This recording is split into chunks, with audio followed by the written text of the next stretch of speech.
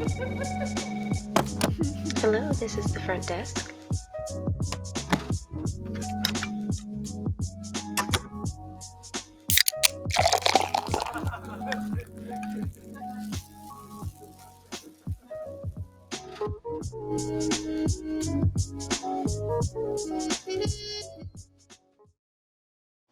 Good morning and welcome to episode 47 of the Backs podcast with your hosts, Dr. Terry Wyman and Dr. Spencer Barron. How you guys doing today? We're doing Very fantastic. good, Lance. Thank you.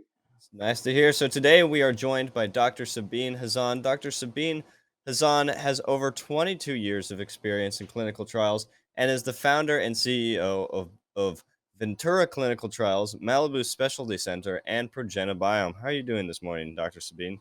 I'm doing great. Thank you for having me. Oh, Well, I got to ask because Dr. Terry was familiarizing me with you, and he said one thing that had nothing to do with your profession. Where are you from?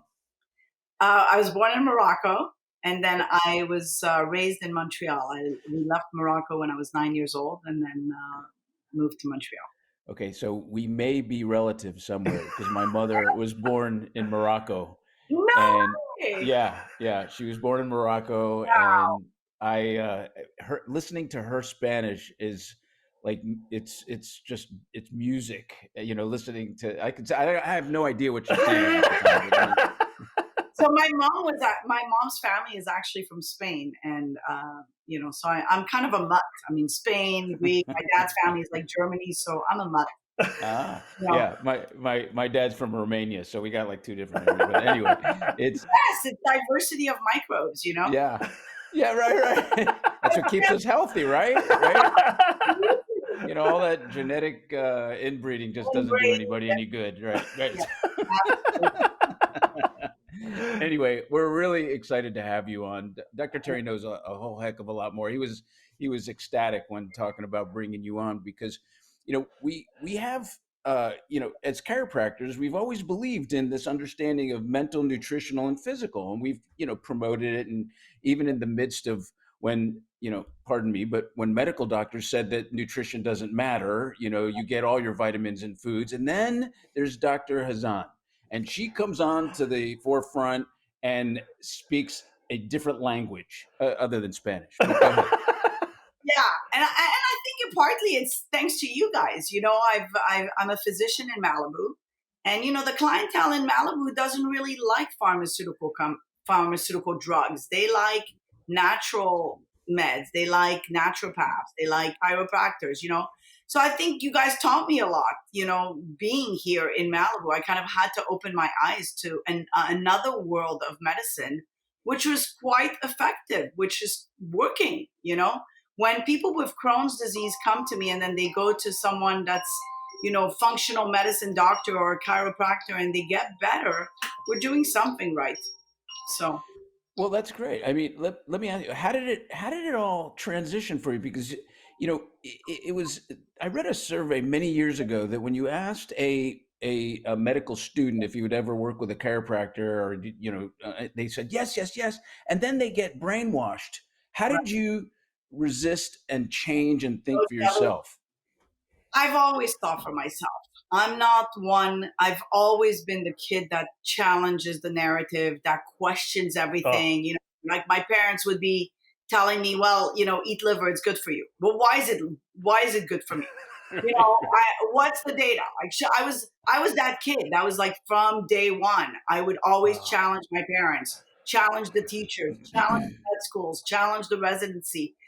Up to today, it's so funny because we're on this group, this listserv of fecal transplant doctor, and somebody sent an email, said, well, Prevotella Copra is really good for you. And I said, how do we know Prevotella is good for us? Maybe it's good for one person, but maybe it's not good for another person. So I'm always the person that challenges and that always says, show me the data. And I like to see all the data. I don't like to see the data that's paid by someone to push a product.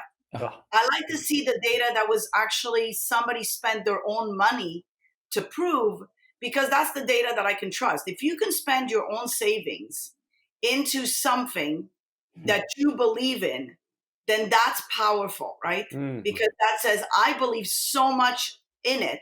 Think of Elon Musk, right? He spent his savings on his vision and he went with it. So I believe in science, that a scientist puts their own money in it and says, I want to look at the truth. I want to understand it for myself. If I fail, I fail.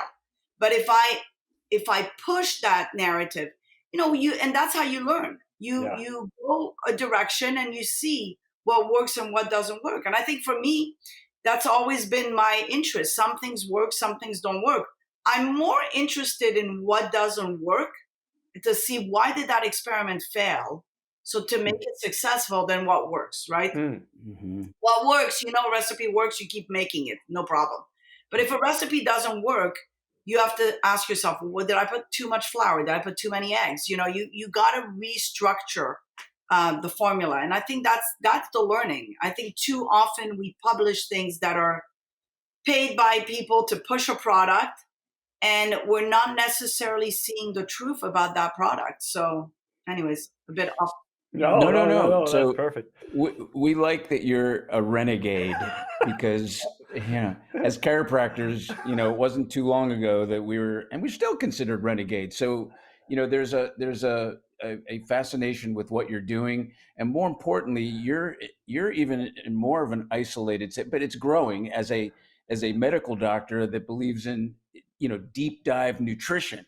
So when somebody says, "Oh yeah, your HDLs or your cholesterol's normal," and then there was a point where they went LDLs and HDL, now it's even more involved, and people are starting to get it. Yeah. How did that change for you? No, and I think along those lines with cholesterol, the first rule should have been lose weight. Push patients to lose weight. Right? I mean, cholesterol doesn't just happen; it's something you put in your mouth, right? Right. And we showed, but the problem is we've been branding a world of taking a pill. Don't work hard at losing weight, take a pill. Don't work hard at disciplining yourself to exercise every day, take a pill. Don't work hard on decreasing stress by yoga, meditation, take a pill. So I think yes, I am a rebel. Yes, I am a renegade. I think all scientists are rebels and renegades. You can't be a scientist if you're not a rebel, because you have to keep asking questions. Yeah. Science is all about asking questions. When you stop asking questions, you don't advance science. Well, now they're crucifying those scientists that are asking questions. That's why you have epidemiologists, brilliant ones on either side, telling you different things. So let me ask you. Right. I mean, to be called even the T word. Oh my God, breaks my heart. No, totally. So, Dr. Hazan, let me ask you a quick question. Being that you were born in another country, your parents are from other country, how do you compare does your understanding of nutrition or of health now had been influenced by the understanding of health in other countries versus the way it is in the United States? 100%, 100%. So I've traveled the world. I've been to countries like Venezuela, China. I've been in the center of China where you don't really see visitors over there.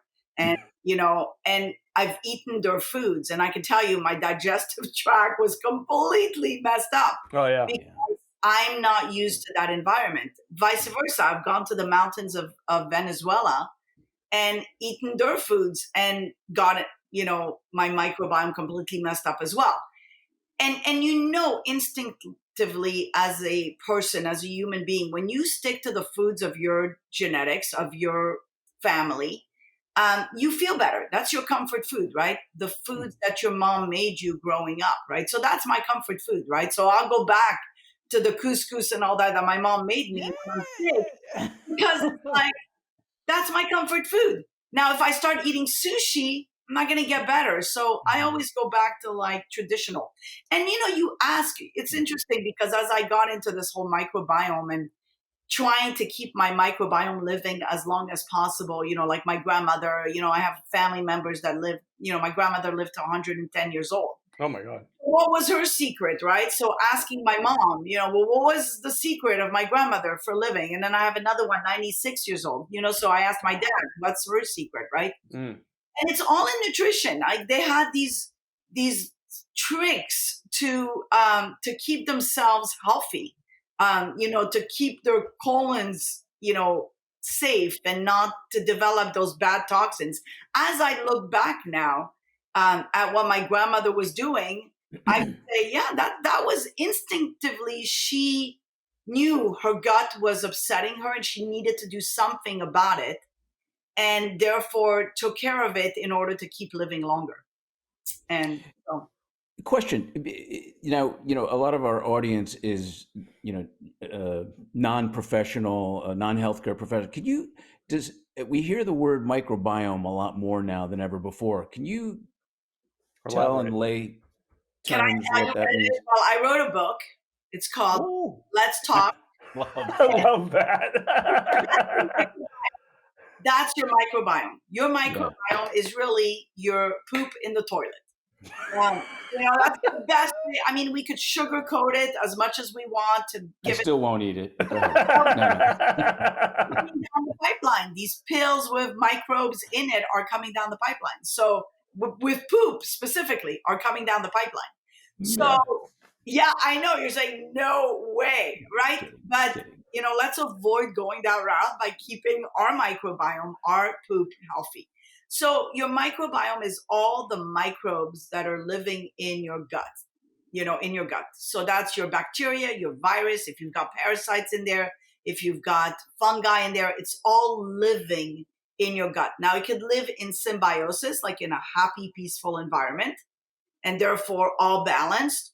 Or if you've got a lot of, viruses or a lot of fungi or a lot of parasites, it'll overtake the space for the good bacteria, and therefore you have an imbalance. And that imbalance is really what we call dysbiosis in the medical field, which is what starts the domino effect of digestive problems. So the next, and thank you for that explanation.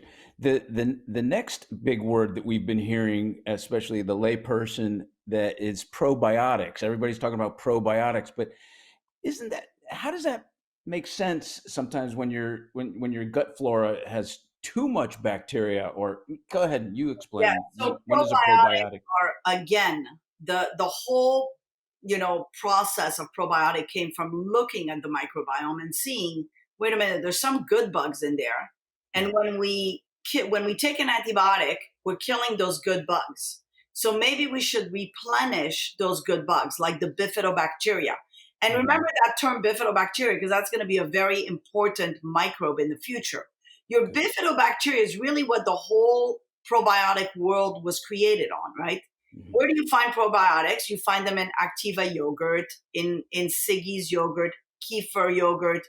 It's always in the back of the label. It'll say probiotics, and it'll say lactobacillus, rhamnosus, bifidobacteria, longum. So you look at all that, and then there's all these products, the Align, the VSL3, and all these probiotics products, right?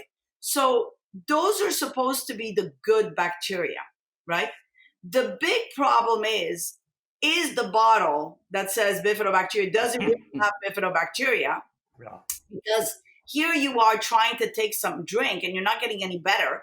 And you have to ask yourself, well, is there really bifidobacteria in there?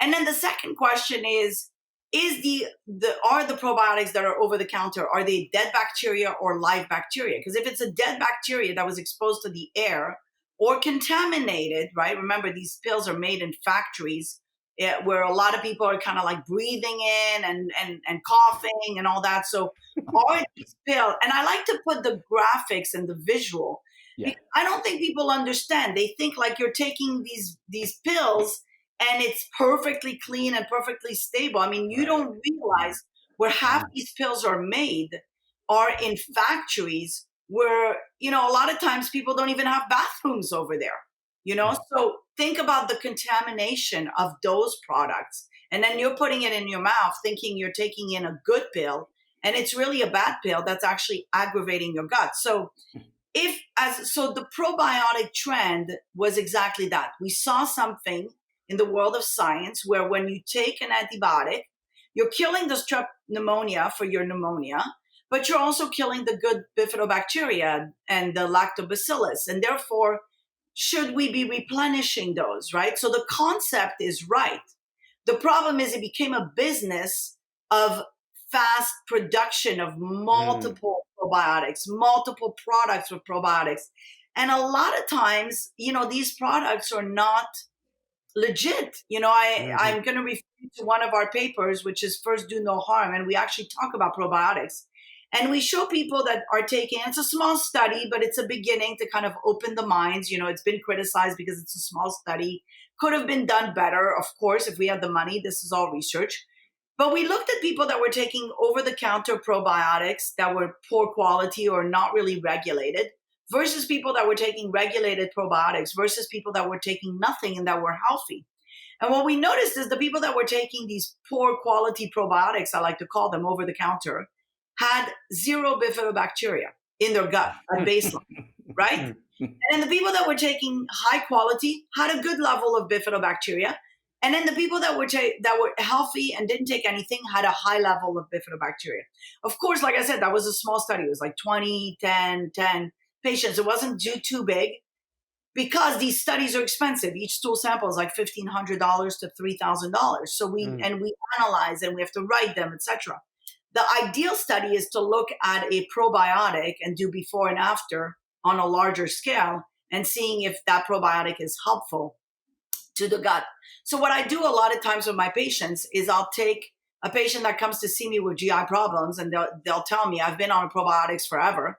So I test their baseline on the probiotic, then I test the probiotic, and then I test their microbiome after we remove them to see if it's climbing up or we work to get them back up again.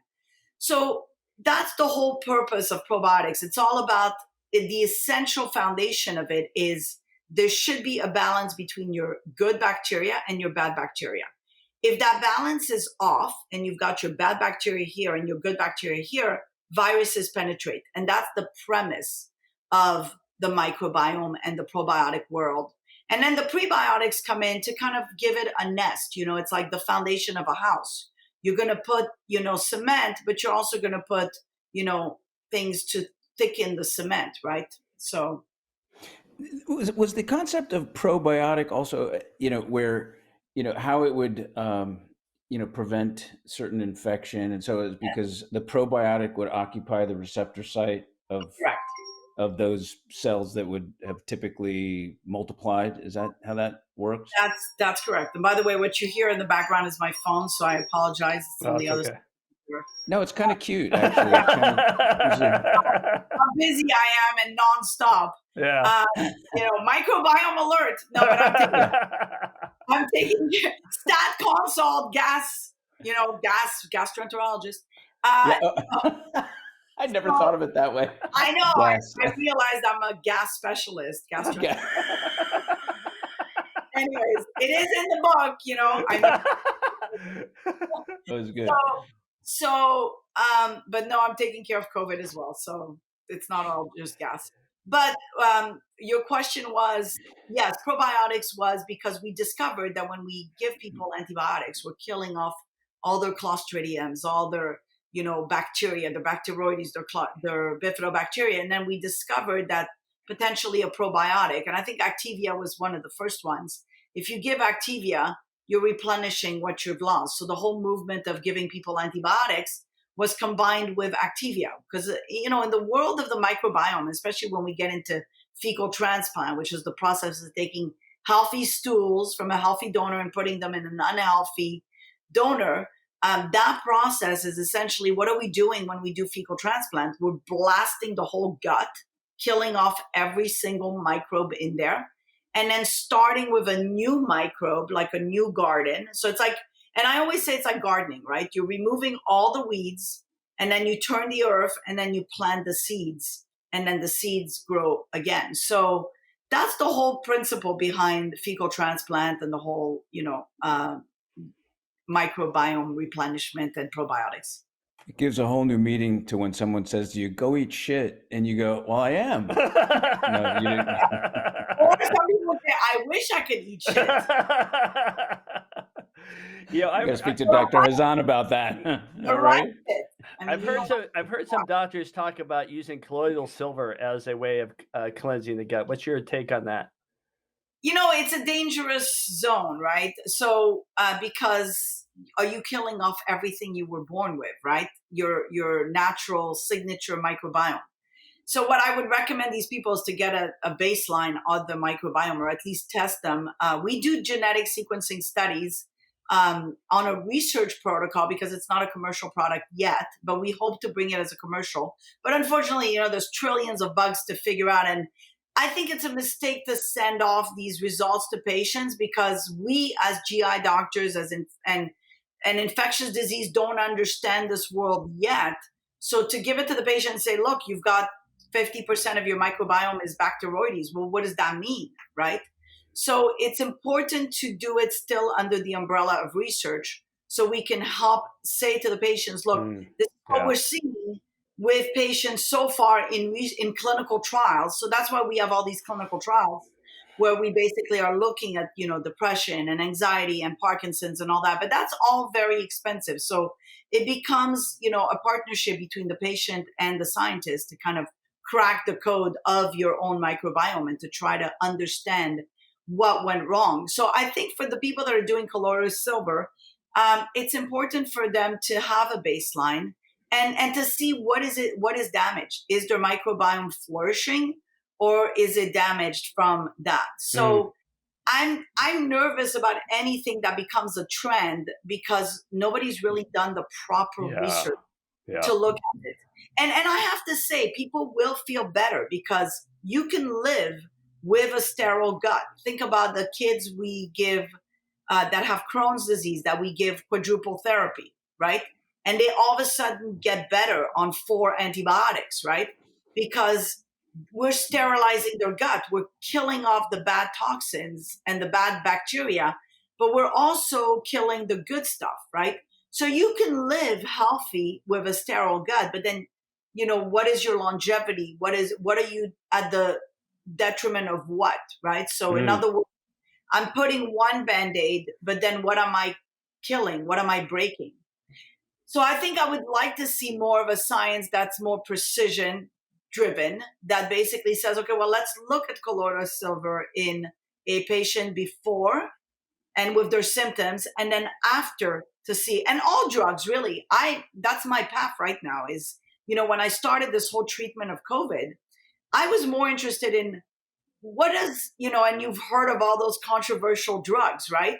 What does hydroxychloroquine do to the microbiome? What does ivermectin do to the microbiome? What does vitamin C, vitamin D, zinc, doxycycline, Z-Pak, what do those do to the microbiome? What does remdesivir do to the microbiome? Does it kill the virus? Do we see the virus at baseline and then does it disappear? Remember, our lab was the first one to find SARS-CoV-2, one of the first ones to find SARS-CoV-2 in the stools. And we started pushing the idea of SARS is in the stools. And that was basically, the beginning of like the septic tanks and looking at strains in the septic tanks, because it was cheaper to test a septic tank of multiple people in a region for the strain. Because remember, you're doing 10 samples, it's costing you $3,000. So that's $30,000 of analyzing 10 samples in the septic tank versus every patient. When you start looking at the septic tank versus the individual, it's a completely different picture. I can tell you in Ventura, there was and I'm publishing all that data, but, there was a whole big concept that it was all Omicron, right? Because they were looking at the septic tanks. Well, when you look at the individuals, it wasn't all Omicron. We still have Delta. We still have Iota. We still have Pangolin B. So we're still seeing the same strains. That's why I think it's a big mistake that they removed Regeneron. Because when you look at the strains and you look at the clinical picture, completely different scenario of treatment. If it's Delta, it's much more aggressive. If it's Omicron, truly Omicron, it's not as aggressive. So I think, we need to pay attention to the microbiome. We need to pay attention to what are the good bacteria doing when you're giving therapy. Think about quercetin. What is that doing to the microbiome? Think about Regeneron. What is that doing? What is, vaccines even? What is that doing to the microbiome? I think we need to pay attention because the microbiome of humanity, from what I'm seeing pre-pandemic and post-pandemic, and pre-pandemic and then in the pandemic, we're seeing something that's changing microbiome. And even if you think back of like probably 10, 20, 30 years ago, I'm sure the diversity of the microbiome was a lot bigger, but now we're dropping. Most people have 3 phylums. And then you look at some people, and phylums are basically the kingdom of the microbiome, right? So most people have 3 phylums in their gut. And some people, if you look at the Amish population, they've got 5 phylums. If you look at or 6. If you look at the farmers, I have a farmer right now that has 7 phylums in his gut. 7 kingdoms. He doesn't take antibiotics. He doesn't take anything. He drinks milk from the cow. He's very much into regenerative farming. He was exposed to his wife who had COVID. He never got COVID. And he kissed her. He used her saliva, put it on his eyes, never got it. So we have to pay attention. That was that was one of the first cases that was telling me, I had all these families that basically were telling me the story. Well, why did I get it? And why did my not get it? Right. And that was curiosity, right? For me as a scientist, I said, yeah, that's a good question. Yeah. Let's test your microbiome as a family. And what I discovered, which was epic, was that people that had severe COVID had 0 bifidobacteria. And people that had, and that's not the only bacteria, obviously, they had 0 Bacillobacterium prausnitzii. Their diversity was low. They had, a lot of other bugs that were low. And then when you look at the healthy family member that never got COVID, you saw a lot of bifidobacteria, a lot of Bacillobacterium, a lot of diversity. And so that became the formula, one of the formula that said, maybe this is how we are surviving COVID. Maybe that's why some people have it and some people don't have it, seem to evacuate it in their gut. So I think these are the important questions. I'd like to take a moment and really qualify and quantify everything you're saying in an anecdotal situation. And that was particularly in a case that I work with a Dr. Cindy Howard, who is a chiropractor, but she has a diplomate in internal medicine as a chiropractor. She's absolutely brilliant. We've lectured together, myself in sports, her in internal medicine. And, she, but I had a major heart surgery done in March 26th of 2021. And I said to her, I want to be ready for this because I want to heal faster than anybody else. I'm already doing a particular procedure that nobody else does that I found. Instead of cracking the chest, I found a doctor who teaches how to go through 2 sets of ribs, and I had a whole bunch of stuff done. My recovery was insane, in a good way, insane. Okay. And so what happened was she did lab work for me several years ago, and I was already privy to the fact that if I said to her, I take probiotics, I'm good. And she goes, no, we need to do a stool sample. And I go, what do we need to do a stool sample for? She goes, I want to see. I swear to you, she gets the results back, and she looks and she sees, okay, I need to supplement you with these probiotics. I go, but I'm already taking it. She goes, look at your lab. And I looked at the stuff that I had already been taking, and they were the probiotic had the bacteria, was in my stool, but was missing the other stuff that she supplemented. So that's one. And then number two, I don't believe I did number 2. Shut up. Anyway. Dr. Cindy would lecture on, she would go, what is toilet paper for? And I go, well, to wipe your ass. What are you talking about? She goes, no, it's to check to make sure if anything's there. In other words, if your whole thing is take 1 ply, tap your butt, there shouldn't be anything on there. So poop is a very, very important diagnostic tool that you could use on your own as the viewing audience, right? 100%. So I went and I had I had to take the antibiotics I didn't have to, but I didn't, think of before the surgery or during the surgery. And it wiped out, obviously, but Dr. Cindy had me taking all the probiotics. My poop was absolutely perfect after the surgery, beyond the surgery, to this day. And I am telling you, I have never had COVID. I did not stop working with patients. So And we I can think test you're it, absolutely right. Yeah, let's test it. I want to Yeah. see with my magnifying lens. So we actually look all the way to the species. So we're a little bit more sensitive than all those tests because we're doing forensic of the gut. So That's to awesome. That is see, fantastic. we're not going at the genus or the family or the order. We go straight in, and we have a validated, verified, reproducible test. So in other words, you test yourself today, tomorrow, the next week, you're going to have the same fingerprint of your microbiome. That is fantastic. You know, So that's I got to ask something. You know, right now in your world, meaning the medical world, you know, the gut controls 70% of the immune system, which is not ever talked about. And right. yet the number one cases are, you know, for COVID or obesity, diabetes, yet we're not going after the cause. We're going after, here, take this shot, take this pill, like we talk about. How do you see, from your standpoint, a paradigm shift to get people actually talking about the root causes of getting people healthy, educating people about their gut, educating people that a pill doesn't solve anything, hard work does? How do you see us getting that knowledge into the masses? It's so tough. Hmm. It's so tough because look, we can't even.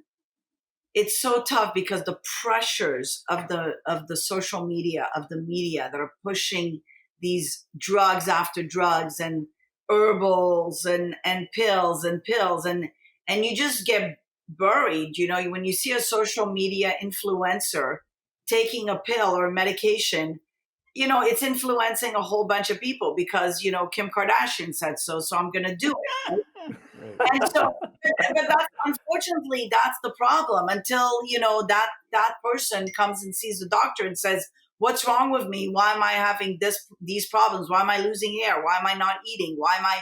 So, you know, we push all these products, we destroy the microbiome, and then we ask why. What did I do? Well, I mean, if you're eating a dozen donuts a day, don't ask why your microbiome is out of balance. I mean, Right. you know, the donuts was probably not a good idea, right? Right. So how do you change that mentality of market? You have to almost shut off the marketing and realize that marketing is there to sell a product, right? So you have to kind of go back and say, okay, well, this is not working, right? I'm taking this probiotic. It's not working. I'm worse. I'm having this condition. I'm losing my hair. I'm losing my taste. What is going on? What am I doing? So you have to almost be a scientist for yourself, and you have to take back your own health because you can't count on the government or your physician or your naturopath or the drug company to help you. Oh, You know, think perfect. about it. We're in a pandemic. The one thing we should have learned from all this is we need to help ourselves. Yes. The reason there is a healthcare revolution in a way is Yes. because people don't trust what they're being told, right? Especially because it's conflicting, right? Yes. And you have one side that's saying this and another side that's saying that, and you can't even trust it. You know, I'll give you an example. Somebody said on my Facebook today, you know, they're not doing blood. They're not taking blood from vaccinated people anymore in Italy. And I said, well, that's weird. And then somebody else says, no, that's not true. So who do you trust? Yeah. You almost have to call the lab yourself and say, hey, Italian lab, are you doing transfusion? Are you using blood from vaccinated or unvaccinated, right? Right. So I think we have to be our own detective. We have to be, look, you guys lived through the Woolsey fire, right? Yes. Yes. You did not help yourself in the Woolsey fire. If you didn't hose down your house, Right. turn off the fire, you would have lost your house, Right. right? Right. So at the end of the day, you helped yourself to make sure. And for some people, it was just impossible. They tried, Right. but it was impossible. But for those that stayed behind and hosed down their houses, you know, they realized that, you know, I had some people that are like 70 years old hosing down. He wasn't going to rebuild at 70 years old his house that he spent all his money building, and that's his sanctuary, right? So I think the same way with our health, it's our palace. Yes. Our gut is our palace. It's our, mansion. We need to protect it, and we need to protect it from all the marketing that's out there, the whole narrative, and realize that we're all individuals. We're all beautiful as individuals, but we're all different. We all have different fingerprints. We have different microbiome. Therefore, what you, Terry, are taking versus you, Spencer, are taking, it's a completely different medication, different pill, different nutrition, different everything. So you have to ask the question, you have to educate yourself. So what I recommend people is to basically stop the branding. Realize that it's branding out there. They're branding you. If you read something 3 times, let's talk shit, 3rd time, that's it. It's in the brain. They're branding, right? Right. So in a way, it's kind of funny because I joke with my colleagues that are into the fecal transplant business, and I say, I am branding me as fecal material. But you know what? It's fine. I'm okay with that. When you flush the toilet, just remember Dr. Eason's, look at your stools, pay attention, ask the question. If they're floating, that's not a good sign. If they're gray, that's not a good sign. If they're red, that's not a good sign. If they smell too much, that's not a good sign. So you have to pay attention. You have to be your own advocate. Great. And stop listening to the media. Stop listening to the marketing that's selling you products for your health. Now, is that going to happen? Yes, you're going to have 50% of the population that's going to listen to that. And they realize, everybody knows how to lose weight, right? It's not that hard. You eat less, move more, right? We can all write the book on losing weight. It just takes discipline. But do people have discipline in a world where we are constantly tweeting, FaceTiming, Facebooking, and instead of like, let me put the phone down and get on my bike. Let me put the phone down and go on that hike. Let me put the phone down and, talk to a friend because my mental health needs it. I'm tired of looking at these images of beautiful women that are skinny and that are photoshopped. I need sanity to look at real people and how beautiful they are, not being anorexic, not being over the top overweight, but even there, that's a gut microbiome problem, Anorexia, we're going to find out, is a gut microbiome problem. Overweight is a gut microbiome. We've seen it with mice that we gave a fatty meal. And then we noticed that after we fed them a fatty meal, their firmicutes went down. The bifidobacteria went down, bifidobacteria again, right? So is the process of gaining weight loss of the good microbes? And therefore, even if you do lose weight and you do exercise, your lost microbes are what's stopping you from losing weight. And I had someone from Malibu actually wasn't a believer of the whole microbiome, and then called me and said, I have to tell you, I've been listening to you and I've been watching, and I started doing, yogurts or probiotics and drinks or probiotics, and I've lost weight for the first time. Was she missing bifidobacteria? Maybe. So, So, a lot of our listeners are condition driven. So they want to identify with a complaint that they have to really listen to you. So this country is so loaded with people that could be that are in good shape, they're in bad shape, but bloating is probably one of the more common signs and symptoms of people thin or fat or, different 100%. Ages. What would you say to somebody that says, oh, I eat the whatever? No, gas is definitely a problem. So gas is an overaccumulation of the bad microbes, most likely. And it could be an overaccumulation of the good microbes too. But that's the first sign that kind of tells you there's a problem, right? So when you look at cases of gas and they have SIBO and their breath test is abnormal, and then you give them a broad spectrum antibiotic like Xifaxan and then it kills it, then you know that basically what did you do there? You just calmed down the gut and killed off all the microbes, right? So I think this is the gas component is debilitating. Gas is painful. Gas is stopping a ballerina from doing her, pirouette. So gas is, stopping that baseball player from doing that home run. You get that cramp and you just can't move. Now, is it gas because, the overaccumulation of bacteria? Is it gas because your bowels, there's a scar tissue around it and your whole pipe is blocked somewhere? Is there an obstruction at some point? Is the muscle not working? So it's microbiome component, but microbiome doesn't occur unless something else triggers it, right? So is it because you've eaten that hamburger that was full of antibiotics and therefore you gave yourself an overaccumulation of the bad bugs? Or is it because that hamburger triggered something that basically caused a spasm of your colon or a paralyzed small bowel that created that overaccumulation of bowels, right? Of gas. So I like to think of it as, and I like visuals. So if you have a hose, a garden hose, right? And you block it, right? What's going to happen here? You're going to have crud that's going to start building up, right? Now you could clear the plug, you could clear the crud, and then the water's going to flow, and then the pressure's going to drop. But if you don't correct the obstruction, whether it's scar tissue, whether it's a defective pipe or whatever, that accumulation is going to keep accumulating.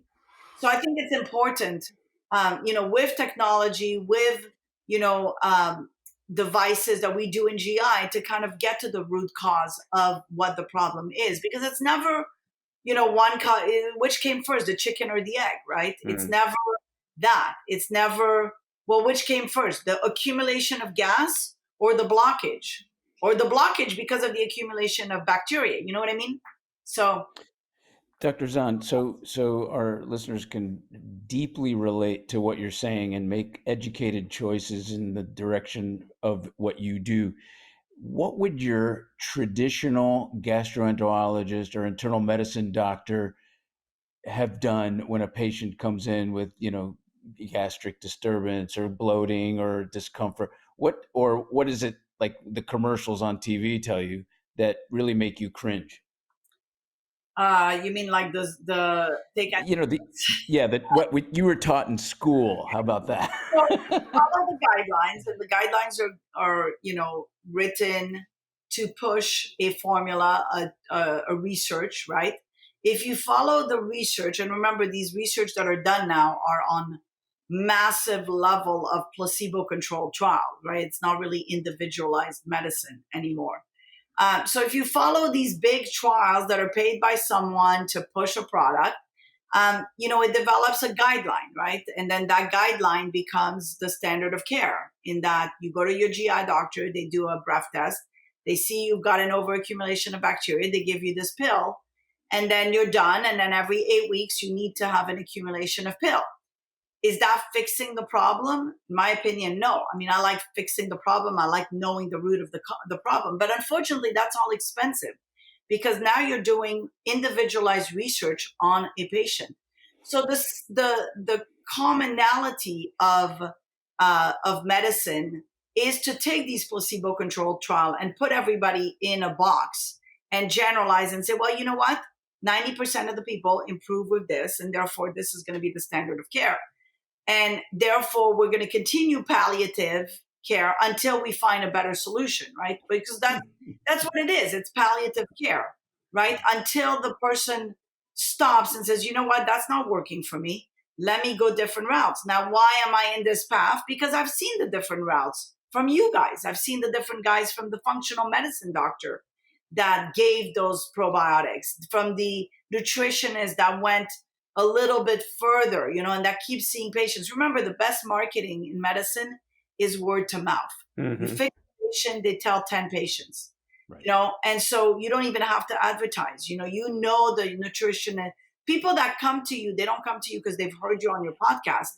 They come to you because you fixed someone, and then they go, oh God, you need to go to Dr. Barron. You need to go to Dr. Wyman. You know what I mean?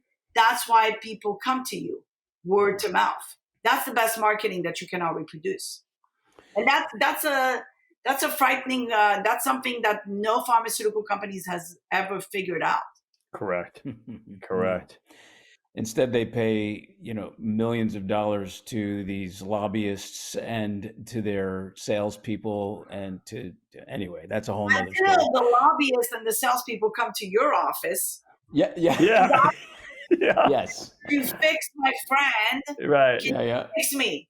Yeah. But then Right. I can sell that, crap. So So, Dr. Hazan, before we wrap up, I would love for you, for those of those that are listening that have bloating and are running to the pharmacy to get some Gas X or something like that over the counter, what would be the initial suggestions, other than to go straight into your office or on your website, that they can do as an action step now? one of the first thing I tell all my patients is keep a diary. Keep Oh. a diary. Simple. Keep a diary. We've been hearing this. Yes. This is good. Keep a diary. Write your time of the day, 8 o'clock in the morning. Then you Love it. write the food you ate. I had eggs, no gas. Then 10 o'clock in the morning. No, I didn't eat anything, but I got gas, right? And then you keep a diary for about 2 weeks. And you look at it and you go, oh my God, corn is giving me gas. Wow, and then you look up corn and you go, corn doesn't digest. Maybe that's why corn gave me gas to begin with. That's beautiful. That's popcorn, right? That is beautiful. Or here's another one. This was a favorite of mine. It was a patient who was healthy. All of a sudden comes to my office. His small bowel is full of ulcers. He's got celiac sprue, can't eat gluten anymore, right? So I said to him, I said, well, what have you done that you got gassy and you came to see me and I discovered celiac sprue in you? He goes, well, I started eating multigrain bread. I've never eaten it before. That was not for his microbiome. That was not for his gut. He wasn't supposed to eat multigrain bread. So, those are the clues so be your own detective, and then trial and error. Like, let me remove this and let me add this and see if it's working, So that's the first thing. Keep a diary. If that's just simple gas, right? If it's gas with rectal bleed, you need to see a doctor, a GI doctor. If it's gas with change in bowel movement, where you've gone from a regular bowel movement to a pencil shape stools, you're going to have to see a gastroenterologist, right? Change in bowel movement, rectal bleed, weight loss, all those are alarming symptoms that you need to see a gastroenterologist. Don't just write a diary on that. So I think it's important to first, if it's simple things like I just started having gas and bloated, keep a diary and understand what you're eating and make changes in your diet and maybe go back to your comfort food to begin with. So I got one thing on the same thing that kind of Spencer said. People don't think of going to a gastroenterologist for COVID, and you have revolutionized and changed people's thoughts on that, which I applaud you 100%, because going against the grain, whether it's multi-grain or not, going against the grain and getting people to think about their gut and their immune system, fantastic. So to finish this off, what's a tip you have for COVID people? So decrease stress. Make sure your vitamin D level is above 50. Yeah. Take your vitamin C.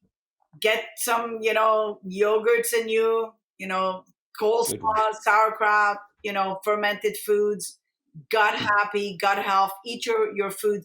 Decrease stress, get on that bike. If you need to lose weight, lose weight. I think that's all important. I think we need to pay attention to our gut. At the beginning of this, everybody was saying, why is a gastroenterologist doing clinical trials on, COVID? And I said, well, it's a bug, right? If it's a bug, it's going to end up in your colon, in your bowels.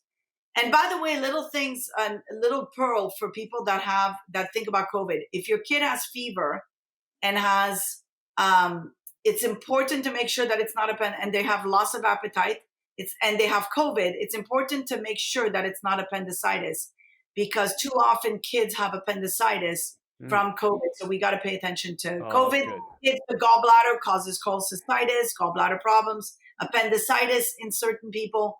So you got to pay attention, because wherever the virus is sitting on those ACE2 receptors, wherever those ACE2 receptors, it can cause problems, be it in the heart, in the lungs, in the brain, in the bowels, in the gallbladder, in the appendix.